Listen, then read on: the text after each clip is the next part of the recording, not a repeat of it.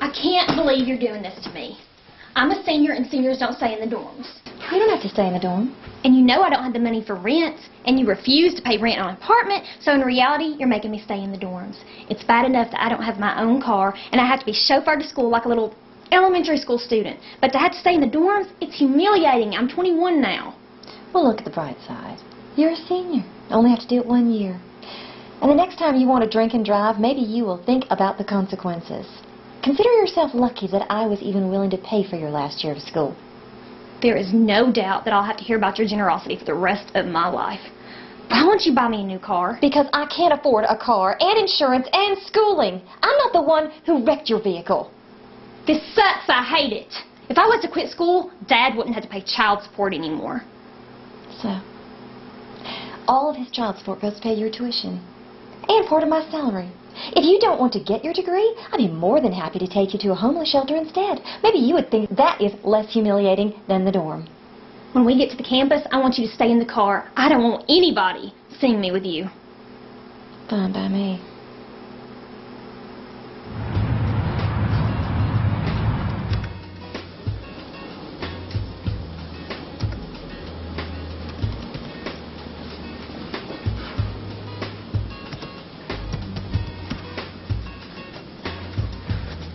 Hello. Hi, can I help you? Oh, I hope so.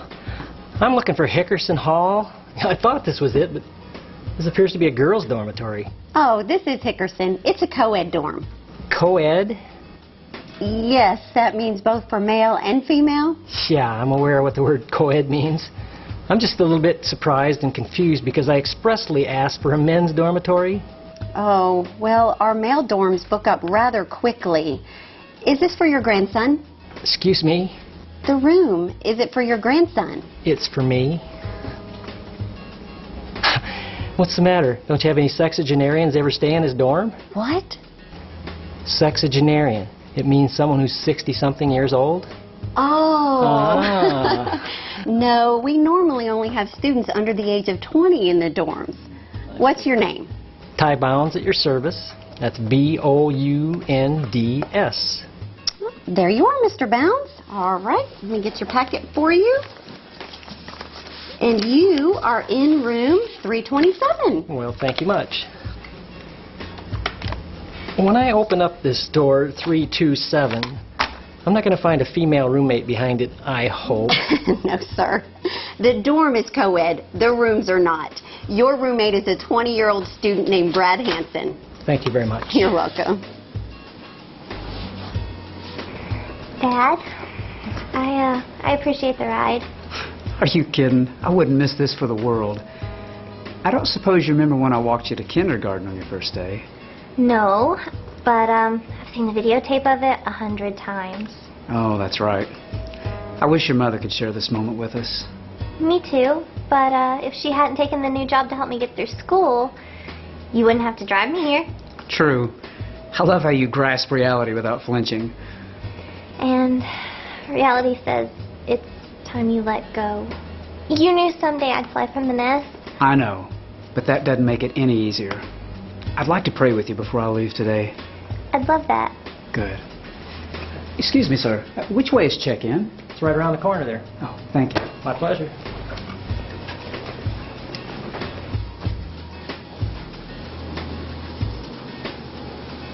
Hi, I'm Michaela Morris. Hi, Michaela. I'm Miss Sarah, the dorm mom. It's nice to have you here at Hickerson. Let's get you checked in. All right, there you are. You are in room 268. Your roommate, Stephanie Carter, has already checked in. Awesome, thank you. You're welcome. Can my dad go up with me? Absolutely, but he shouldn't go in the room itself. Okay, thank you. All right, glad to have you.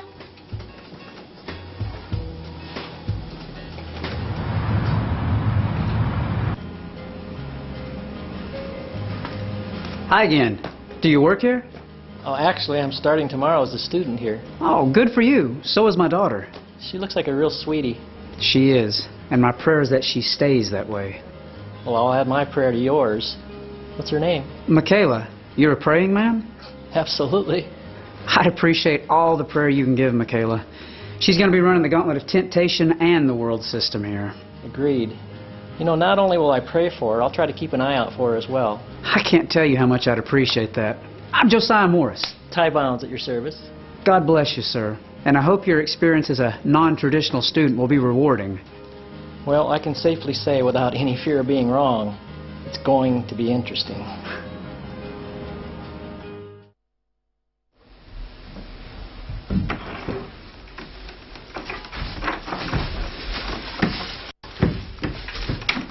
Oh, hey. You must be Stephanie. I'm Michaela Morris. I'm a freshman. That figures. You got a car? No. Why?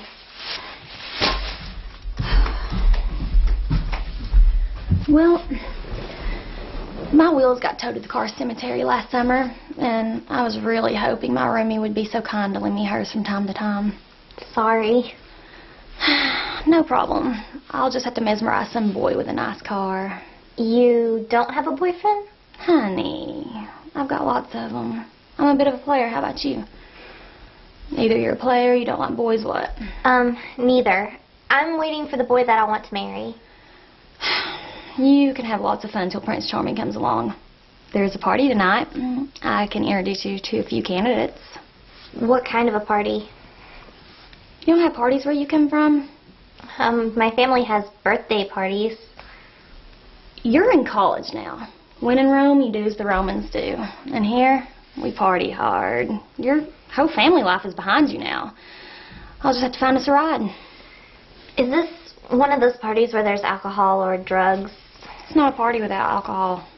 Then you won't need to find a ride for me in that case. So you don't drink. And let me guess, you're still a virgin too. Right, on both counts. Must be some kind of a religious thing. I'm a Christian. That figures.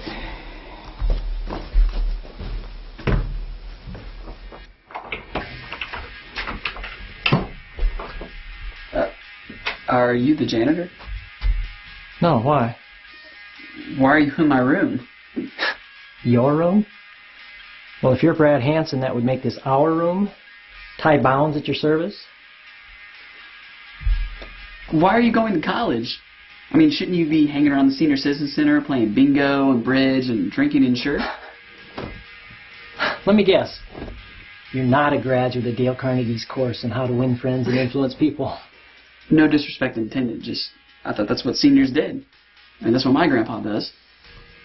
No offense taken. You know, my philosophy is the mind is like a muscle. If you don't use it, you lose it. I gotcha. So you're all in. Is that a Bible you're reading? Affirmative. That's cool. I mean, here I was worried about getting a party animal for a roommate, not being able to study at all, or much less read my Bible without taking a lot of flack for it. Well, I've been called an animal before. Never a party animal.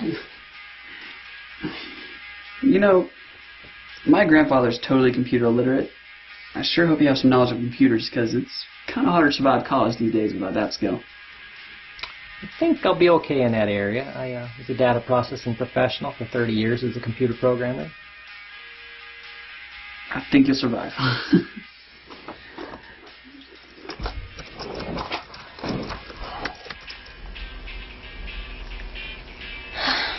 I can't believe it. I have Joan the Baptist for a roommate. Why are you even staying in the dorm? I don't want to talk about it. Didn't you tell us you were a religious geek when you started college? She was. I remember that. It took a while for us to get her to a party. Yeah, but once you got her there, she became the life of the party, right? Pretty much. Well, I was. But those days, they're all a distant memory. Professor Tucker's biology class let the air out of my face balloon real good. I mean, how can Jesus Christ be the Son of God if science proves there is no God? Exactly. Look at it this way. You have the chance to change a saint into a sinner. Good point. I'm going to have to find satisfaction in something this year. Maybe giving Miss Goody Two-Shoes an extreme makeover is my ticket.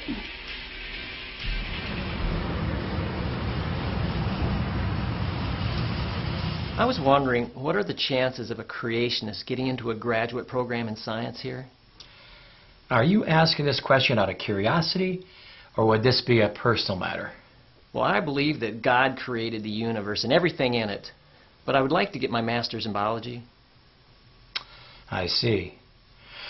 Then your chances of being accepted as a graduate student is approximately equivalent to the prospects of a snowball surviving in hell. And that assessment has nothing to do with my age? Your age is of no concern to us. Your superstitions and your refusal to accept sound science is. Are you currently a student here? Yes, sir, starting today. Excellent. Then I suggest you take Biology 100 from Professor Tucker. She'll coax this creationism from you. Really? Well, I just happened to be signed up for that class. You know, John Scopes of the infamous monkey trial in Dayton made an interesting observation. His quote was, "There is more intolerance in higher education than in all the mountains of Tennessee."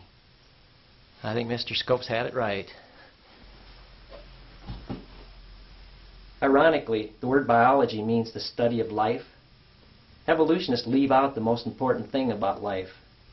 In fact, they teach us more about death than they do life.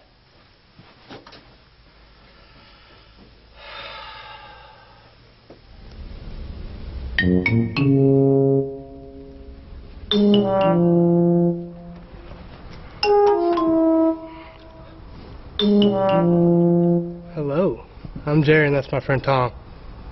Hi, I'm Michaela. Don't look now, but here comes that old guy that lives in our dorm. Are you kidding me? The man's a fossil. What's he doing in college? A little bit of science humor. Not much. He's not a fossil. He's a man, and a nice one at that. Do you know him? Not officially. Hi, Michaela. You saving the seat for someone? No, sir. Oh, thanks. How did you know my name? Your dad and I had a little chat after he left you off at the dorm. Excuse me. I just need to check and make sure that you're a registered student.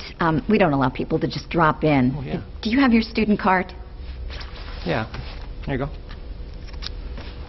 Tie Bounds. Oh, there you are. Well, welcome to my class, Mr. Bounds. Thank you. I hope you enjoy yourself thoroughly. You know, it's not often that I get to instruct someone from my generation. Well, I'm convinced I'm going to find this class absolutely fascinating. I do hope you allow student interaction.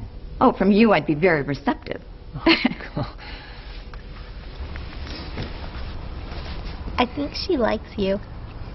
Not for long. That poor woman doesn't know what's about to hit her. Welcome to Biology 100. I'm Dr. Tucker, and this is my 25th year teaching this class. I'd like to start this semester with a question. And I am going to ask this same question during the last class of the semester, and we'll see the comparison. I would like all of you who believe that God created the universe and life as it is to stand up. Yeah, we always have a number of students who cling to the superstition. But by the time you finish my course, almost no one stands to confess this foolishness. All right, you can all sit down. Now, I would like to put one student on the spot, and then we'll begin to learn how life evolved on this planet to where we are today. Mr. Bounds, would you care to make a brief statement about how you feel about my question?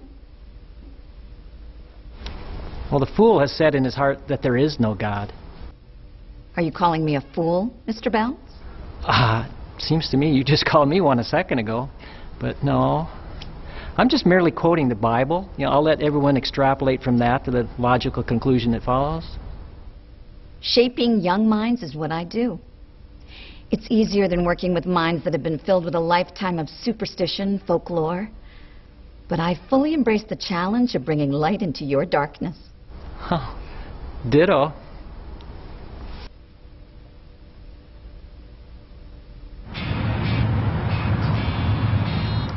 Did you hear about what happened in Tucker's bio class today? No, what happened? I heard some old guy went toe-to-toe with her about her opening challenge. Old guy, like 30-something? No, a really old guy. Like a grandpa type. My little brother's in that class. He was telling me all about it. I heard there's a senior citizen staying in my dorm. It might be the same guy. I can just picture Tucker drilling into him with her piercing eyes. She did. But he took her best shot. So far, maybe. It's only the first day. She'll wear him down.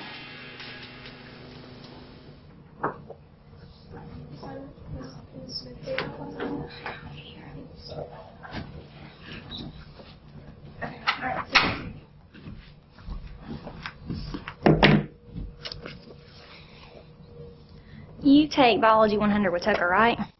Yeah. I heard she was challenged by a student today, old enough to know Charles Darwin. That's Ty Bounds. He's not even close to being that old. You know him? I was sitting right next to him when it happened. How'd she take it? Funny thing is, she was acting like she had a crush on him before he stood up and declared that he believed in God. Shut up. Seriously. Is he the gray hair from our dorm? Yeah, and I'm having dinner with him tonight. Want to join us? Yeah, I'd love to meet someone that stood up to Tucker.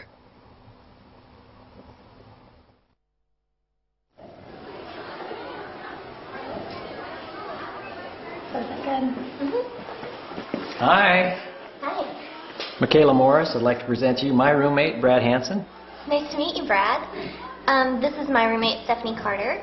Nice to meet both of you. Nice to meet you. Should we pray? Ty? Go for it. All right. Dear God, thank you for this day and thank you for this food. I pray that you would nourish our bodies with it now. And I pray these things through Jesus' name. Amen. Amen. All right. So, Stephanie, why don't you tell us about yourself? I'd prefer to talk about different things, like why you go to school here. Me? Yeah. Well, contrary to popular rumor, it's not so I could annoy Professor Tucker. You know, I've gathered a wealth of knowledge and wisdom over my lifetime, and I just wanted to share it with anybody who would like to listen. Okay. So, Brad, what's your story? Just a good old country boy getting me an education. My dad owns a big ranch he wants me to take over someday, but I want to do different things in my life. Really? I bet you have some nice wheels to get around. Pickup truck. Really?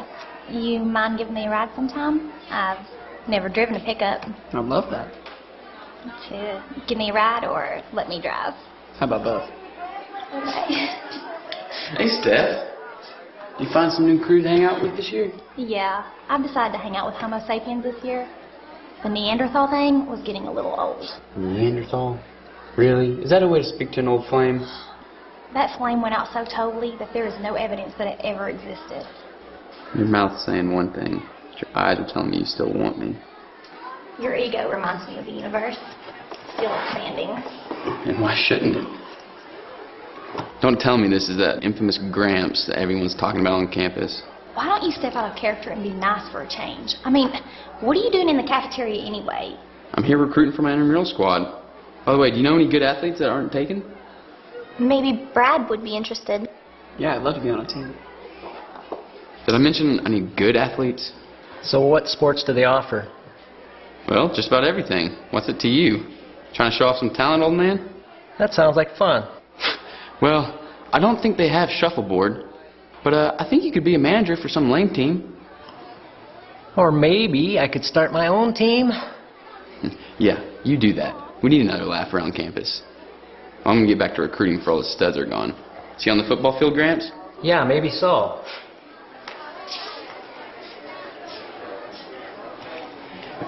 You used to date that jerk? I refuse to answer that on the grounds that it will embarrass me. Were you serious about starting an intramural team, Ty? Oh, absolutely. You want to be on it? Yeah. Cool. I'd love nothing better than to show up that arrogant jerk. And I'd love to see you do it. Wouldn't exactly break my heart to serve him a big piece of humble pie. Can I be a cheerleader? Oh, absolutely. I'd love that.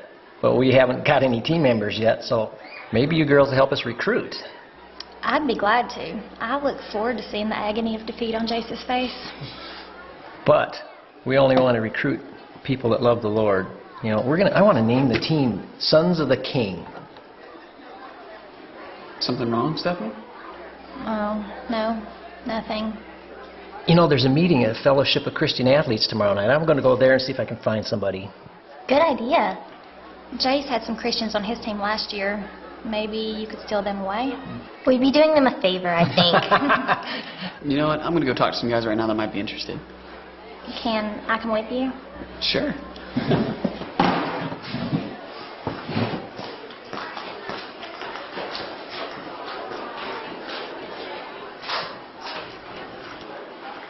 Hey! Look over there! There must be a meeting of the Flat Earth Society. Hey, Gramps, why didn't you tell Noah to leave the mosquitoes off the yard? Some of your fans? Yeah, right. Were you, by any chance, trying to line me up with Brad? Hey, there's nothing the matter with a little matchmaking, is there? Except, you should have told me. I would have left my roommate at home. Looks like she stole him away. You know, I have a really good feeling about Brad. Stephanie, not so much. The word of the Lord that I received was, a double-minded woman is unstable in all her ways. She doesn't appear very double-minded to me. She seems to have her mind totally set on having fun. And it appears that fun involves Brad, at least for the moment. I know what you're saying, but I think she's wrestling with God. I really sense that she knew him at one time, and now she's running away from him. If that's true, she's running as fast as she can.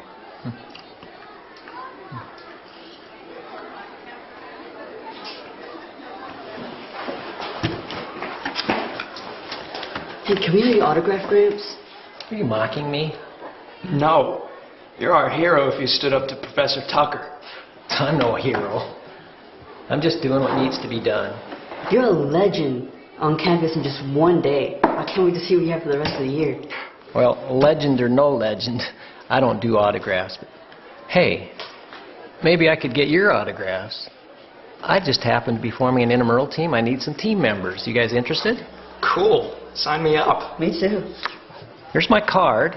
Shoot me an email with your contact information, and I'll get back to you, and we'll get you on the roster. Hey, thanks. Thanks, Gramps. Okay. 2. Do you, like them calling you Gramps? Not especially. But there's not a whole lot I can do about it. There's a lot worse names they could call me. Have you had a lot of requests for autographs? No. But there have been a lot of kids coming up and talking to me, most of them confrontational, and some have been supportive.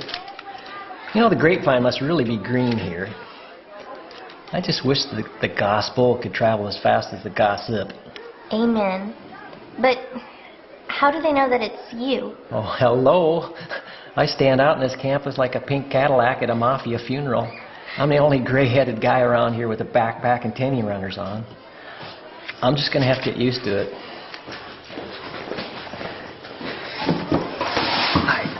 We're part of the computer club, and we heard you were a computer guy, but also a creationist. How can that be? Oh, let me guess. You guys read Wired magazine. Duh. Yeah. Let me answer your question with a question. What organ in the human body is the most like a computer? Well, that's a no-brainer. Pun intended. But no, it's the brain. So where did the information come from that controls the function of the brain? Operating system, you might consider it. It evolved. I must point out that in order for something to evolve, it must exist previously. I don't see how you guys can even consider that both the software and the hardware of the brain could materialize out of a bunch of cells going through a set of non-directed mutations. You know, and even if that could happen, what good would a brain be if it's not connected to the central nervous system?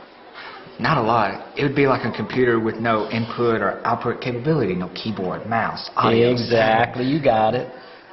And then you have to ask yourself the question in the first place, how did this organism survive without a brain in order so it could develop a brain later? So what are the lungs for? For inputting oxygen to give to the cells, mostly brain cells. So how does that oxygen get there? By the hemoglobin in the blood. You guys are good. So can the brain survive without that blood and the oxygen? No, not for very long. So, what came first? The blood or the brain? Or the lungs? Or the heart that's needed to pump the blood to the brain? or the liver, which is needed to clean the blood, etc. Can't you see how all these systems are dependent upon one another for survival? The idea that they could develop individually and slowly yet come together to work together the way they do should be considered ridiculous, not science. Let's get back to the brain. Which is more complex? A computer which is designed by man, or the brain which you think evolved through some mutations? The brain is much more complex. Exactly. Now maybe you can see why I have a hard time accepting that a bunch of molecules of hydrogen, oxygen, carbon, etc. just hanging around together and one day came together to form a living cell that had reproductive capabilities, no less. And then later they gathered together by the billions to form this supercomputer which controls the function of an amazing machine which we call a human being. Wow. I've never heard this stuff explained like this before. This makes sense. Which means that could make Darwin's book, The Origin of the Species, nonsense. Instead of reading Wired magazine, I suggest you guys pick up a book entitled, I Don't Have Enough Faith to Be an Atheist. We should see if the bookstore has it. I bet they do. I bet they do too. Let's go. Thanks, Gramps. I used to think that universities were supposed to teach us how to think. But I'm starting to realize that they're trying to teach us what to think. Bingo. Natural selection is the mechanism of evolution. And today we have a perfect example of how natural selection causes the evolution of resistance to insecticides. Mr. Bounce. I'm sorry, but I'm really having trouble getting a handle on this natural selection. Could you explain its properties to me? Properties? Yeah, you know, size, weight, color. What's its chemical composition? Does it matter? Is it energy? Well, it doesn't have properties. It provides effects that we readily see in the lab or in nature. So something that has no physical properties whatsoever causes living organisms to mutate? Yes. Well, no. Which one is it? Natural selection doesn't cause the changes. That's just the name of the process. Basically, organisms that are better adapted to their environment, these are the ones that survive, and they produce their offspring. Now, what causes that? That could be a recessive gene or chance mutation, but somehow they're better suited, and so they survive and they pass down that DNA. Then why does it say in the book, natural selection causes the evolution? Pardon my French here, Professor, but it just seems to me that these textbook authors, with your help, are trying to sell us a crock. And that crock ain't full of butter. Are you almost done, Mr. Bounds? For today. I think I've sufficiently introduced my fellow students here to the concept that just because something's written in a textbook, that doesn't make it the truth. It's kind of funny. People won't accept that God exists because they can't see Him, but they'll embrace and even evangelize natural selection, which has no physical properties we can even see. We have a lot of scientific material to cover here today. How about we just take this discussion offline?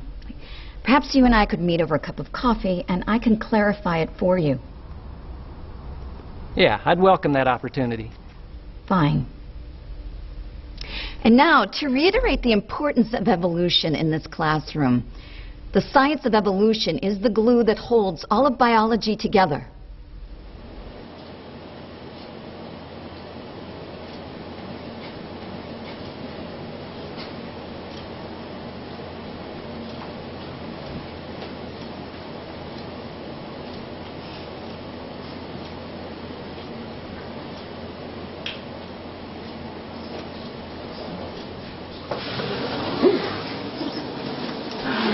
You can drive. I can. No, that was a lot of fun. Can I do it again sometime? Sure. How'd you like to go to a party Saturday night? Are you asking me generically, or are you asking me out? Well, I guess I'm asking you out. It is the 21st century, and girls do that, especially when the guy doesn't seem to take a hint.